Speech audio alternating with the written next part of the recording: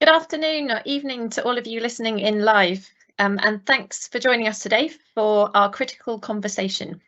Thank you also to Anna Shebatovska, who is an MLit student in the School of Art History here at the University of St Andrews, and Ailey Lawrence, the Learning and Engagement Manager at the Wardlaw Museum, who are both joining me today. Both Anna and Ailey are interested in the topic of public engagement and have really valuable thoughts and experiences to share on the theme of the role of museums in engaging different publics. I'm Dr. Lydia Cole. I'm a lecturer in the School of Geography and Sustainable Development here at the University of St Andrews, and I'll be chairing today's discussion. Critical conversations are live events designed to foster discussions between academics and students related to the temporary exhibitions currently open at the Wardlaw Museum. The theme of today's conversation, entitled "Can Museums Influence Behavioural Change?", will ask whether museums can encourage changes in behaviour amongst their audiences, and even if they should. The theme is somewhat inspired by our exhibition For Peatland's Sake. The exhibition will be open until the 7th of May, and it explores the relationship between peatlands, communities and the planet. The exhibition ends with a display that provides suggestions as to how audience members, such as myself and all of you listening, can make tangible changes in our behaviour to reduce our impact on ecosystems, and in this case, peatlands in particular. There are suggestions such as, for example, buying peat-free compost or looking for certified sustainable palm oil, looking for that label on your peanut butter jars, so that you can decide which ones to buy, which ones have the lesser impact on tropical peatlands. These are both actions which could help to protect peat-forming environments. But will these suggestions actually lead to you changing your buying habits? And how do we tell if they have or not? These are some of the questions that we're going to be answering today, and it's a great pleasure to have Anna and Ailey here to help us think about what those answers might be. Before we get stuck into today's conversation, though, I'd like them to both introduce themselves and say a little bit about their work. So Anna, over to you. Please introduce yourself and tell us a bit about your research and any other experiences that might be relevant to today's conversation. Hi everyone, thank you Lydia for the introduction. My name is Anna and I'm currently completing my MLit degree in art history. I also co-host an art segment on the University of St Andrews radio network. And I have worked in the past and I'm currently working in a gallery. So therefore I am just inherently invested in the topic of behavioral change among visitors. Specifically because I know, from firsthand experience by talking to visitors, how important exhibitions can be to them personally. Of course, I am studying art history, and that also kind of involves you, with displays and looking at museums. But mostly, I'd say that it's because of my where I work as well. That's why I'm inherently interested in it, and I do believe that exhibitions can have, this impact that can influence behavioral change. Great. Thank you very much, Anna, for that introduction, and looking forward to getting your perspectives on that question in a minute. Ailey, over to you. Hello everybody and thanks Lydia. My name's Ailey Lawrence and I am the Learning and Engagement Manager with the University Museums here in St Andrews. So I was very involved in the development and sort of curation of For Peatland's Sake with Katie Muku in the School of Geography. And in terms of how my sort of interests align with this, we have in the museums over the last few years been doing a lot of work to find out whether museums have the potential to change behaviour in audiences. So that started with an exhibition a couple of years ago called Dive In, Protecting Our Ocean. And in that exhibition, we had a sort of choose your own adventure where personas that were all absolutely adorable sea creatures, of course, followed you around the exhibition and sort of suggested different actions for you to potentially change your behaviour in order to help protect the ocean. So that was sort of our first foray into whether we thought museums could influence behavioural change, and for Caitlin's sake has followed up on that in helping us to, as Lydia said, suggest different actions that people can take in their lives to help protect peatlands. And I think in terms of the work I do as learning engagement manager, I work with people, and I think that people are the most important thing in museums, obviously. That's what I'm supposed to say. It's the truth, though. And I think the thing is about behavioural change and the idea that museums can influence behaviour is that it gives museums a real relevance and a real sort of I don't know, a real concrete possible role that we can play in terms of helping with things like the climate emergency or discussions around, you know, decolonising the curriculum or whatever it might be. I think I'm really passionate in the thought that museums can be spaces that we can help people sort of wrestle with really big, complex decisions. So I'd like to think we can hopefully do something that helps with all of this. Great, thanks, Ailey. I feel a bit like you've both already answered the question. Yes, museums can influence behavioural change, but we're gonna pull out the conversation for longer, obviously. I thought the first question that would be interesting to start with is just what do we mean by behavioural change? Maybe I'll pass it over to you, Ailey, to start with, to talk about what are we referring to when we talk about behavioural change in our audiences.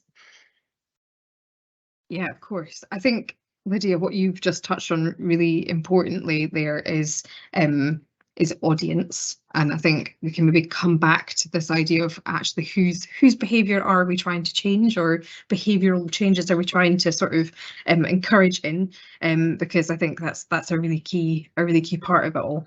In terms of what we mean by behavioural change, my understanding of it from doing the work in this area is that behaviour change is very sort of specific. It's, you know, we're going to change the way that someone behaves related to a topic. So, you know, we might say to someone, I'm trying to think of an example from Dive In around meat consumption. We could say to someone, you must stop eating meat for the benefit of the climate, or whatever it might be. Whereas behavioural change, I think, is a bit more generalised. It's maybe a bit more attitudinal. It's, you know, how people sort of respond to ideas around a topic. So, for example, again in Dive In with the meat consumption question, or the seafood consumption question, it was about providing people with different entry points to engaging with this idea. So yes, there are some people who absolutely would take to the idea of taking up a plant-based diet, for example, because that's the strongest sort of flag to the mast there is in terms of reducing consumption. But then there were other entry points. So, you know, maybe shopping local and going to a local fishmonger, for example, and looking at sort of sustainable produce, or looking for certifications, or, you know, trying out different meat alternatives and that sort of thing. So I think there's different entry points there, and I think it's an attitudinal thing rather than it being specifically about one sort of specific behaviour, if that makes sense. Yeah, absolutely. Yeah, that's interesting. I guess it might entail a set of behaviours, more specific behaviours, but you're trying to get people to think possibly in a new way. Or Anna, are there, from an art gallery's context, how is behavioural change or audience behaviour discussed in that context? And are there similarly, I guess, these actions which sometimes exhibitions have for the audience to take away with them to encourage behavioural change? Thank you for the question. I think what Ellie touched upon about attitudes, the attitudes change actually has to come before the change in behavior. So, from a gallery's point of view, like it's like sort of galleries as well as museums are these great platforms for immersing visitors into different kinds of experiences that they might not otherwise have. And I think that's a great, strong point of such sites, because, without that kind of like inner change, you can't, create the external change, which, I mean, I have a couple of examples of actual exhibitions, for instance, in the Tate Modern. I can go into detail right now, or we can focus on them later. So, for instance, there is a Cuban artist called Tania Bruguera, whose installation was sort of on display in 2018, 2019.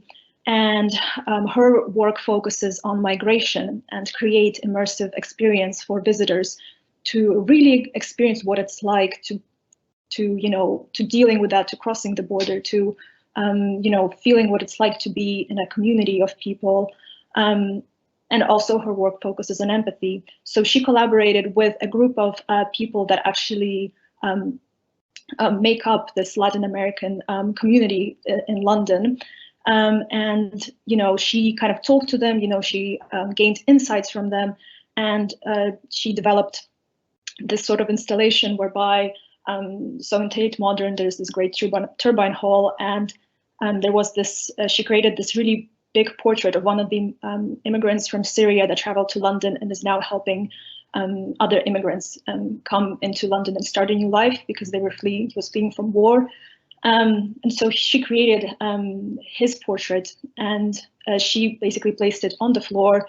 However, this portrait can only be revealed like after a lot of like a group of visitors physically lie on the floor, because the floor was like covered with this thermochromic ink that is, so basically it's heat sensitive.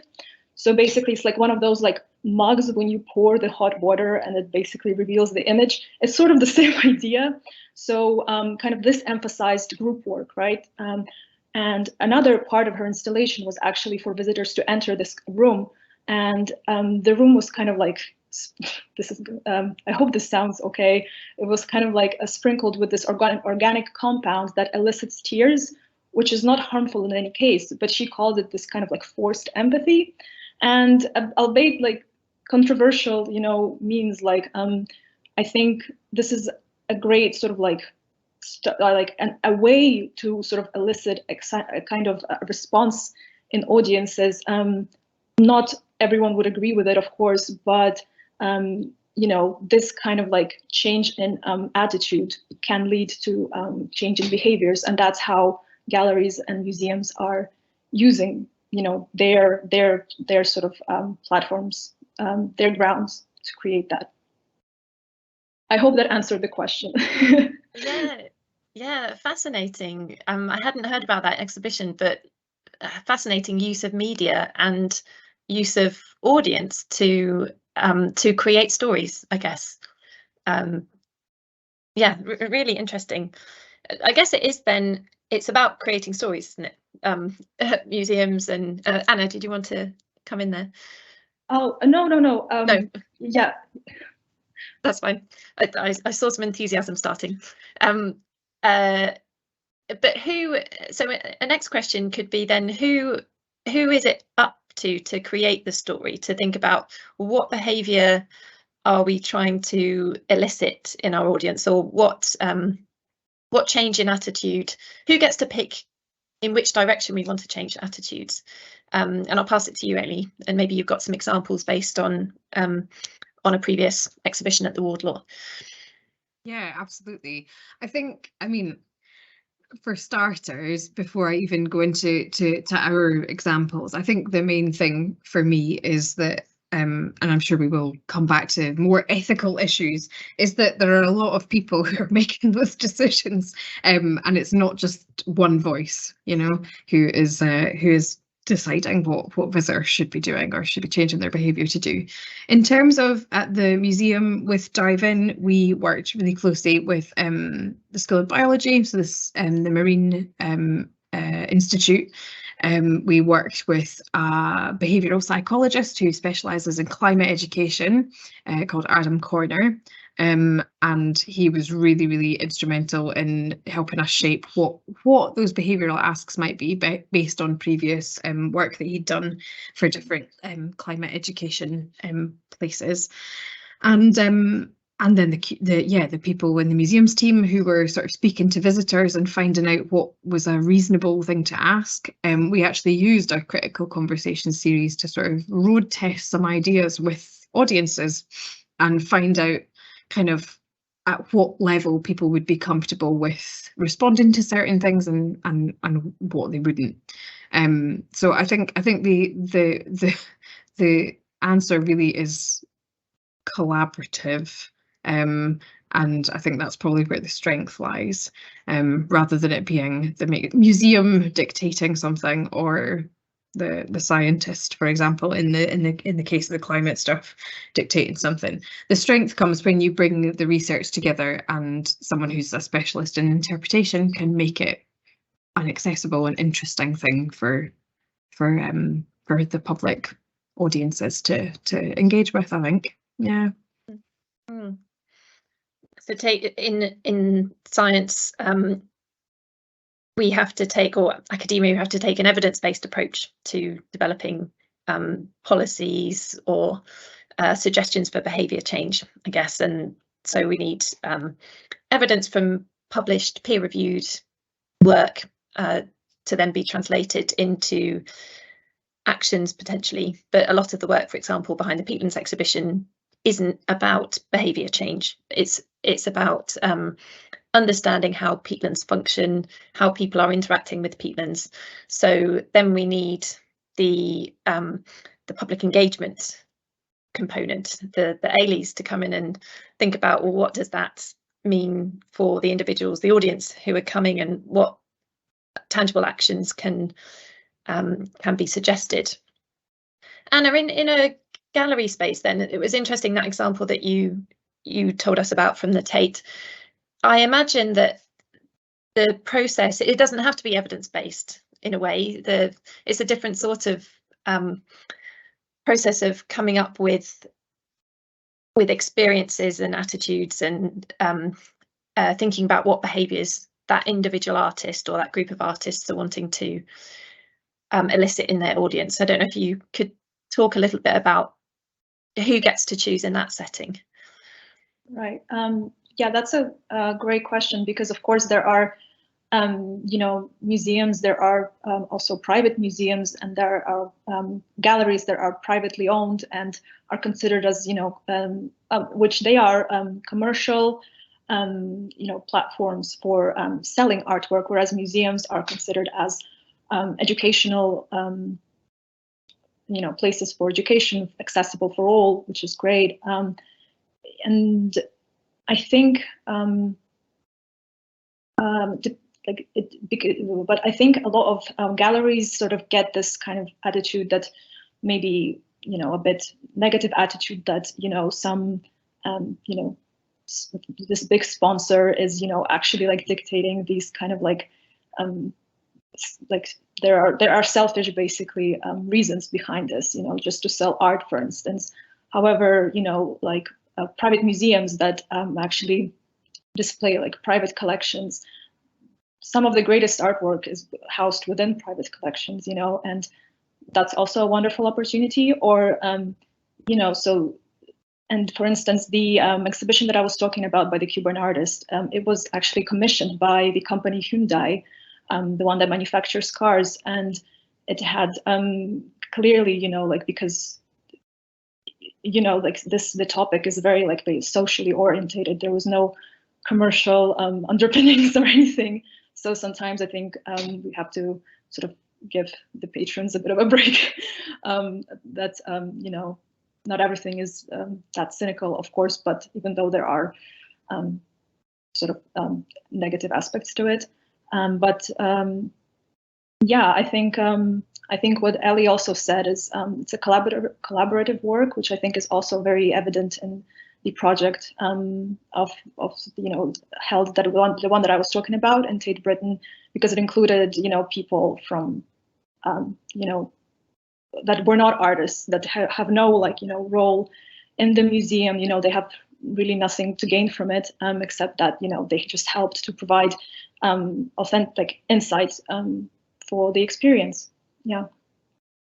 So I think this collaboration between artists, people, and the museum, you know, that's where the strong point is. Yeah, absolutely. Collaboration being key, a word that's come out with both of you.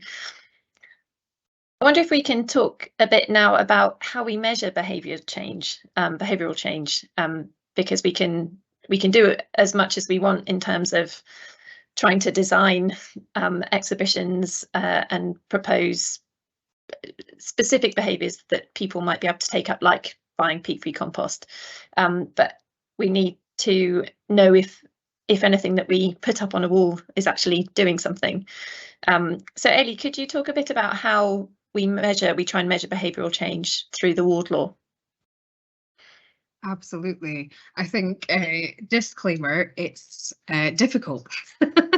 It's a really, really tricky thing. I think the main thing that comes through is just trying lots of different approaches to try and capture information. The main thing is that you're often likely that people will be willing to fill out a survey after they've been to an exhibition. So you catch them on the way out the door and say, you got 2 minutes to tell us what you thought about today. That's fairly easy to do, but to get them to reply to an email 3 months down the line, much more difficult. You know, that is a challenge. There's no doubt about it. So I think, you know, it's about trying lots of different methods. So you've got the idea of the exit surveys, you've got follow-up surveys, you've got things like observations, so going around the galleries and seeing how people behave in the space, doing things like focus groups, and something as informal as speaking to audiences who have said they've visited before, you know, having a conversation with people who come to events. And I think a combination of all of them is what you hope for. You can absolutely anticipate a humongous drop-off rate in the people who will respond back to you after a period of time has lapsed. But if you have a large enough data set to begin with, you'd hope that there would be enough people to give you a decent data set afterwards, if that makes sense. But yeah, it's a real notoriously difficult thing. And I think also the idea of being mindful here of, again, ethical implications around, if you are working for a museum and you want to try doing this work, you know, making sure that your ethics clearance is there and above board around GDPR and keeping people's information for a length of time and that sort of thing. That's all really, really important to bear in mind if you're going to try and do something similar in any way. But yeah, it's difficult. It's difficult. Yeah. Anna, anything to add around how you measure behavioural change from an art gallery's perspective? Well, I agree with Ellie that it's very challenging at times, and honestly, like in terms of my gallery experience, it's only been conversations with people. However, I do have like a more concrete example that I'm aware of that happened in the National Museum of Scotland, and it was a sort of, the visitors were approached after they have been to the Scotland's climate change exhibition that took place in 2021, and essentially it was like an informal interview, and they were asked about whether they already partook in some of the sustainable practices, whether they were aware of this issue, whether they thought that this is something that museums should be exhibiting and talking about. And of course, the overwhelming response was yes, absolutely. This is a very critically relevant topic right now. However, majority of the participants were already either studying or employed within the field that was already talking about climate issues and everything that concerned it. So I think even though that was great, and it had some great responses, but I think museums sort of challenge and task to expand on that demographic, and because it has sort of the tools to do it precisely because I think you have like you can combine all of these different disciplines, which I think was very evident in the peatlands exhibition. For instance, when you enter and you see this kind of like you enter this like ecosystem on its own, and then you see all of these different specimens, which is fantastic, and it's multisensory. But then you come across these two displayed artworks at the end, which is a poem and in Gaelic, and also a print.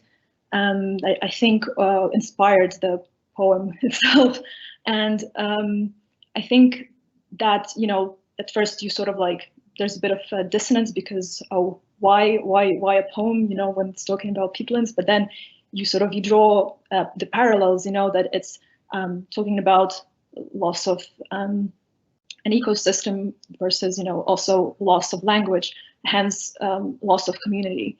So I think it's kind of like what Ellie was talking about earlier about different points of entry, because I think not every visitor comes from a background that, I mean, hopefully everyone's aware of this by now. However, not everyone's like will be versed in it, or this will be a new topic for them. And I think coming having art just sort of like hammer the point home, bring the point home, is a fantastic opportunity for museums to do that, because they truly have that freedom, the artistic freedom to do that. And I think that's fantastic. Yeah, I thought I would pick up on that point. Museums have the artistic freedom. I just wondered if there were what freedoms there aren't, or what restrictions are there when you're putting together an exhibition. Ailey, I don't know if you can answer that. What are the parameters, if there are any, for when you're putting together, for example, the peatlands exhibition, in terms of maybe regulations around what can or cannot be suggested in terms of actions? Or I'm sure there are some things that you wouldn't obviously display, put up, but yeah, anything do you want to say about that? Yeah, I think, in terms of how you frame these things, I think for peatlands, as an example, we wanted to make a point about palm oil and how palm oil is devastating to these environments. We wouldn't come out and say, right, don't buy X branded toothpaste because they're committing all the sins in this way. So instead, finding ways that you sort of gently push people towards understanding how big and systemic the issue is without calling out, say, a specific brand or that sort of thing. So with the palm oil one, we say this is different types of certification you can look for. And did you know that things like toothpaste contain palm oil? So giving people a bit of a graphic representation of the sorts of things that we're suggesting, but maybe not calling out a brand in particular. In terms of other sort of restrictions, I think the point that Anna made about patrons of an exhibition, I guess you probably wouldn't in an exhibition that was sponsored by Hyundai, say, and car manufacturers. They're a nightmare for the environment, so it's, I guess, paying attention to who you're answering to. But yeah, I think that's, it tends to be a relatively easy call to make, because you can understand what actions are suggesting a sort of certain way that something might be done, and the kinds of things you might be looking for, rather than sort of naming and shaming, if that makes sense. And I presume that the university might have different, I don't know, slightly different parameters to, say, a private gallery. Yeah, and absolutely. Oh, sorry. I think no, that's fine. I think it's probably hard to. I'm not sure it's really a question of mine. If you want to respond at all, Anna, feel free. But without thinking about a specific gallery, I imagine it's hard to think about what the regulations might be for setting up an exhibition. Right. Yeah. I think Well, of course, that's the sort of the limitation of galleries versus museums, I think, because museums do have more kind of like potential. So like a curator in a museum would be more invested in having this kind of like changing behavior and its visitors. Not that, you know, a gallery's museum wouldn't, sort of a gallery's curator wouldn't, but I think often in galleries the aim is more artistic and to showcase, you know, specific artists, even whose works can be incredibly meaningful. But I did really, so like in the Peatlands exhibition, I really did enjoy how the sort of, you know, what to do now, kind of the kind of the wall that was there, how it visualized these sort of thoughts, that not in a really didactic way, but as in like, oh, you know, like what can I do now, you know, and sort of like exploring these options and all of these different options that came from, you know, this one, different ideas, you know, and that were direct, straightforward actions, which I think was great. And honestly, I think that, you know, galleries should be also doing, dedicating, having that more of that sort of, well, I wouldn't say necessarily just like, but yes, educational aspect, but not in a very, this kind of like, yes, as I said, like very didactic way, like, oh, you should, or yeah, blame, like, you know, shaming or etc. Yeah. So thinking about audiences then, well, how, sort of an obvious answer to this, but how important are different audiences, targeting right to different audiences? And I wonder if you could each talk about different ages of audiences. So what's the role of museums for early years, school children? Ailey, I'll pass to you first. Yeah, absolutely. Audiences are, yeah, and knowing your audience is absolutely critical when you're going to do anything like this, because yeah, I think that, again, coming back to that points of entry thing, I'm not going to ask a toddler to insulate their home to protect us in the fight against the climate emergency. I think museums, we are lucky in that we are sort of multifaceted places, in that we can sort of take people through the life journey. You know, we have our wee ward laws sessions where over the course of the Peatlands exhibition, we have been focusing on issues like, you know, bog science and that sort of thing. So yeah, providing kids a really sort of accessible entry point. We've got an event on at the weekend called I Want to Be a Conservationist. So it's, you know, it's that sort of thing, getting people to sort of introduce these ideas to their kids when they come and visit the museum, and showing kids that that's a possibility for them and they have a real sort of role to play in these things. I think that's so important. But yeah, we sort of target that messaging in different ways. Like I say, our events program is more targeted at children than the asks on the wall in Peatlands, for example. But we do have children's books available in the shop, and we do point people towards those as an idea and that sort of thing. So yeah, absolutely know your audience and be able to target at them, basically. But I think that kind of touches on, again, it keeps coming back to ethics of how you do these things. And I think being transparent with audiences about what you're doing is, again, totally critical, because ethically you land yourself in very muddy water if you're sort of doing things in an underhand way. You know, we're really transparent in how we ask people to sort of think about issues and potentially change their behaviour, because people should be afforded that sort of understanding, I think. And it's funny, one of the interesting statistics that had come out fairly recently was that there was a survey done of the British public, and they were asked, what professions in the UK do you trust the most? Do you place the most trust in? And below sort of doctors and nurses and teachers and social workers was museum curators, which I thought was a really, really interesting thing. And it speaks to this idea that museums are a place where you come to learn and get knowledge, and knowledge that's trusted, you know.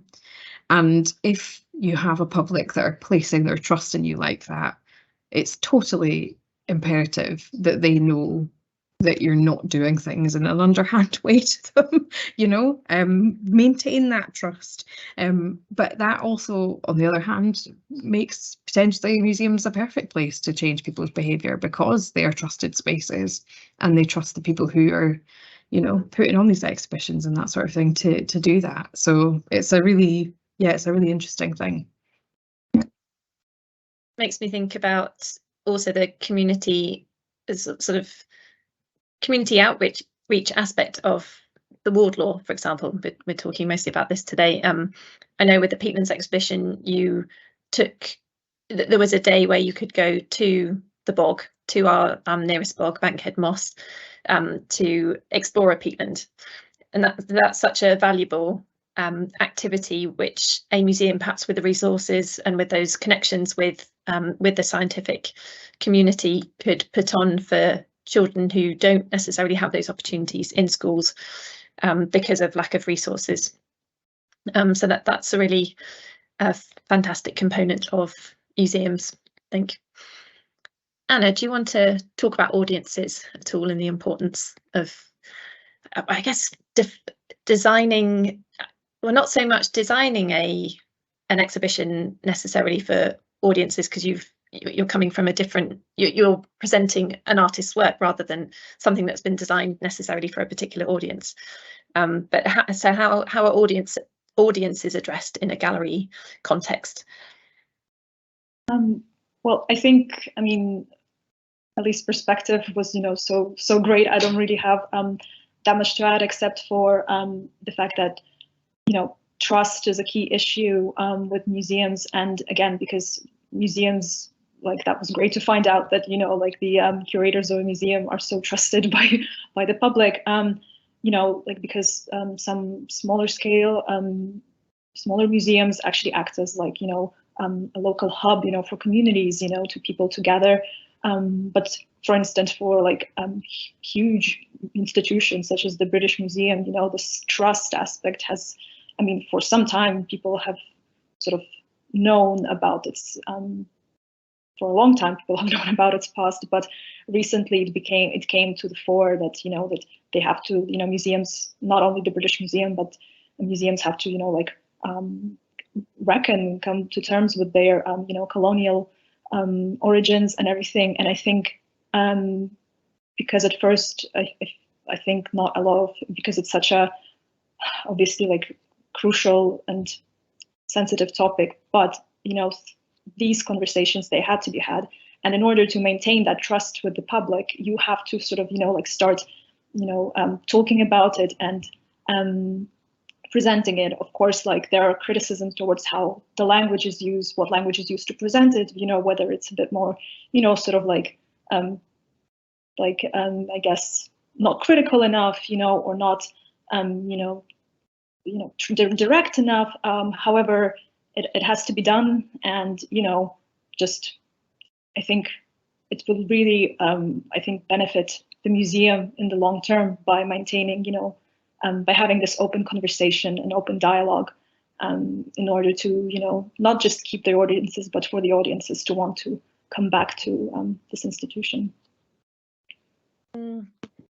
Really liked your point about dialogue, Anna, and how it seems like potentially a lot of the behavioural change that could result from museums is through all of the associated events and points of engagement, rather than just somebody walking around an exhibition. And I know the Peatlands one has, as you said, Anna, it's multisensory, and I know Alien colleagues worked hard to make it so, and so there are lots of opportunities for interaction, but then the conversations that start up around them, and those activities that take individuals out to do things associated with exhibition spaces. And a project that Professor Nina Laurie, who was on the previous critical conversation, she's working with museum staff in Peru to connect up school children with their elders, with their grandmothers, grandfathers, to learn stories about their early life experiences. that can then be recorded in the museum to keep those stories alive and to build understanding and resilience in these communities. And so the museum there is a really important space for bringing and conserving stories which can help whole communities to be resilient as a space of sharing. So that's one way more immediately, I guess, that museums can help to support and create space for behavioural change. We've got a few minutes left. I don't know whether either of you would like to just say a last few words in response to this question of, can museums be spaces for behavioural change? Ailey, I'll pass to you to start with. Sure. I think one of the things that we've kind of touched on a little bit, but I think deserves to be said out loud, is that there are some issues that still appear more palatable to visitors and they're more likely to be engaged with than others. So, for example, we have had, I would say, overwhelmingly positive feedback around Dive In, which was our oceans exhibition. People in that, in the feedback for that exhibition often said, you know, I think you could have gone further. You could have pushed us even further. You know, some of the stuff was pretty, you know, stuff I did already, or you know, it didn't quite feel like it was enough for the comment, the topic at hand. And peatlands, the initial sort of results seem to be pointing to a similar thing. You know, people are overwhelmingly positive and understand that the climate emergency is something that that museums can and should tackle and wrestle with. But I would say, looking at our exhibition Recollecting Empire, which was all about colonial past in museum collections and how that manifests today, the feedback was much more mixed about, you know, the museum being a more activist space in that response.